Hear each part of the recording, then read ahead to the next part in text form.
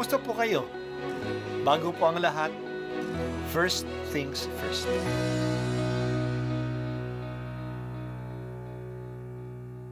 Good morning po. Sinisimulan po natin ngayon ang first things first. At dito po, tinatalakay natin sa unang bahagi ng umaga natin ay ang first readings na binabasa po sa banal na misa. Ito pong tinatalakay natin kasi madalas po marami na tayong alam tungkol sa gospel readings. Pero konti po ang nagsasalita sa first readings.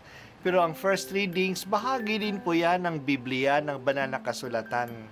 Kaya susubaybayan po natin ang mga first readings, basahin po natin at kuminsan kailangan ng basahin ng 2 o 3 beses bago maintindihan kasi hindi po tayo familiar sa mga istorya at sa mga kaisipan na tinatalakay dito. Ang pagbasa mula sa mga gawa ng mga apostol. Noong mga araw na iyon, pagkatapos ng mahabang pagtatalo, tumindig si Pedro at sinabi sa mga apostol at sa matatanda, "Mga kapatid, nalalaman ninyo na noong nakaraang mga araw, hinirang ako ng Diyos upang ipangaral sa mga hentil ang mabuting balita at sila na may sumampalataya. At ang Diyos na nakasasaliksik ng puso ang nagpatotoo na tulad natin sila'y tinatanggap niya ng pagkalooban sila ng Espiritu Santo. Iisa ang tingin ng Diyos sa kanila't sa atin. Nilinis din niya ang kanilang puso sapagkat nanalig sila kay Hesukristo. Bakit ba marunong pa kayo sa Diyos? Bakit ninyo ipinapapasan sa mga alagad ang isang dalahing mabigat na hindi natin napasan ni ng ating mga magulang? Sumampalataya tayo at naligtas sa pamamagitan ng kagandahang loob ng Panginoong Hesus. Gayon din naman sila. Tumahimik ang buong kapulungan. Nakinig sila kina Bernabe at Pablo habang isinasalaysay nila ang kababalaghang ginawa ng Diyos sa mga hentil sa pamamagitan nila. Pagkatapos, si Santiago naman ang nagsalita, "Mga kapatid, pakinggan ninyo ako.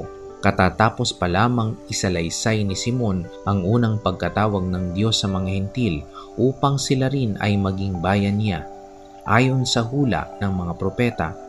Pagkatapos nito ay babalik ako at muli kong itatayo ang bumagsak na tahanan ni David.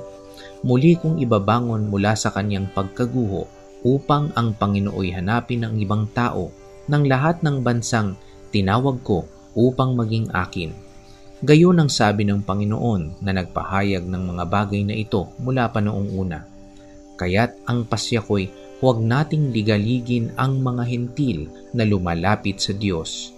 Sa halip, sulatan natin sila na huwag kakain ng anumang inihandog sa Diyos-Diyosan, huwag makikiapid, huwag kakain ng hayop na binigti at ng dugo, sapagkat mula pa ng unang panahon, ang kautusan ni Moises ay binabasa sa mga sinagoga tuwing araw ng pamamahinga at ipinangangaral ang kaniyang salita sa bawat bayan."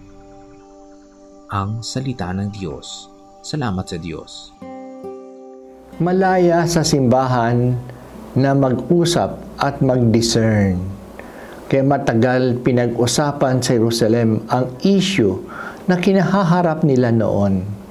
Sino ba ang maaaring binyagan? Sino ba ang maliligtas? Kailangan ba muna na ituli ang isang bata o ang isang hindi Hudyo bago siya mabinyagan? O sapat na ba na manampalataya lang kay Kristo para maging Kristiyano? Nakasalalay sa sagot sa mga tanong na ito kung ang simbahan ba ay isang branch lang ng Judaism o isa na itong talagang relihiyon na nagsimula sa mga Hudyo pero hindi lang para sa mga Hudyo ngunit para sa lahat ng mananampalataya. Hindi naman palagi nagdidiskusyon. Kailangan ding magkaroon ng desisyon. Ang nagbigay ng desisyon ay ang mga leaders. Una si Pedro at pagkatapos si Santiago na siyang kinikilala na leader sa simbahan sa Jerusalem. Si Pedro ang kilalang leader ng lahat ng mga Kristiyano at si Santiago ang pinsan ni Jesus, ang leader ng simbahan sa Jerusalem. Paano siya nakapag-decide?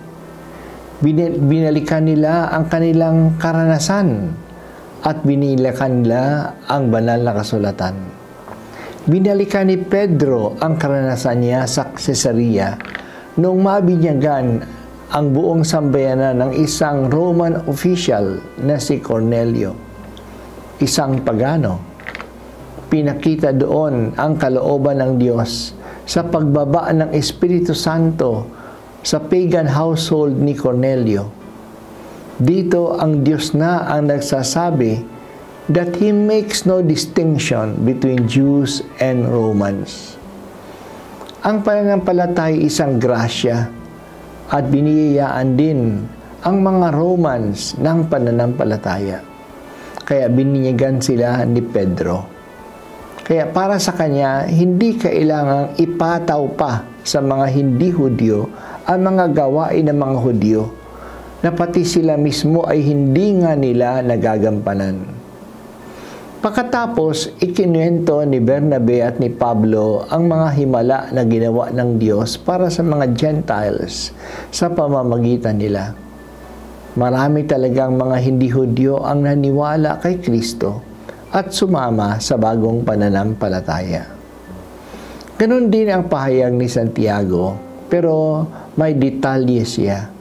Nakita niya mula sa mga propeta ang pahayag ng Diyos na gagawa ang Diyos ng mga kababalaghan upang ang bagong bayan na kasama na ang mga Gentiles ay magpuri at dadakila sa Diyos.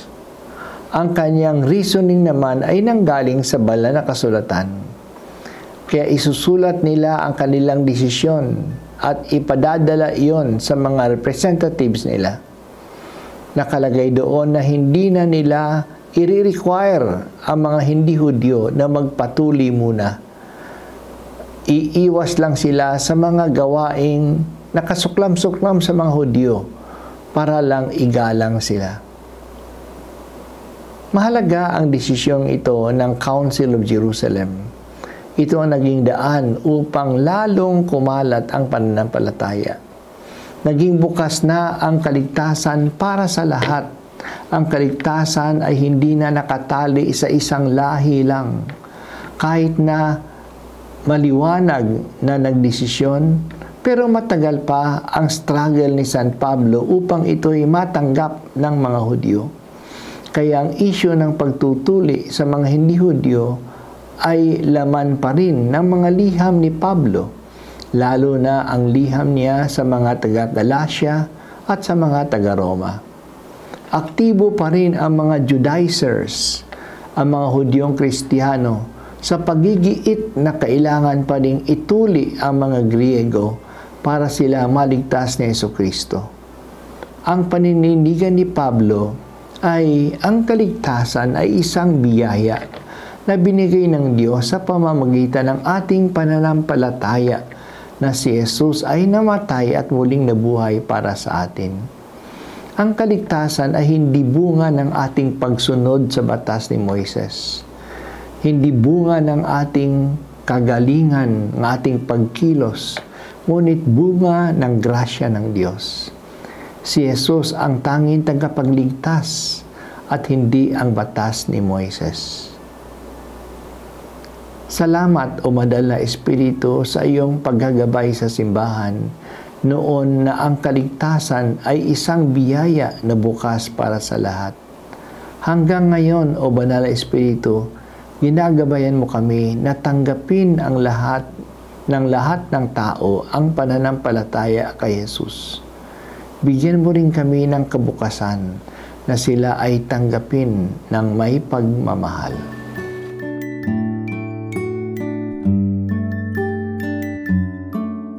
Po ay si Bishop Broderick Pabilio dito sa First Things First.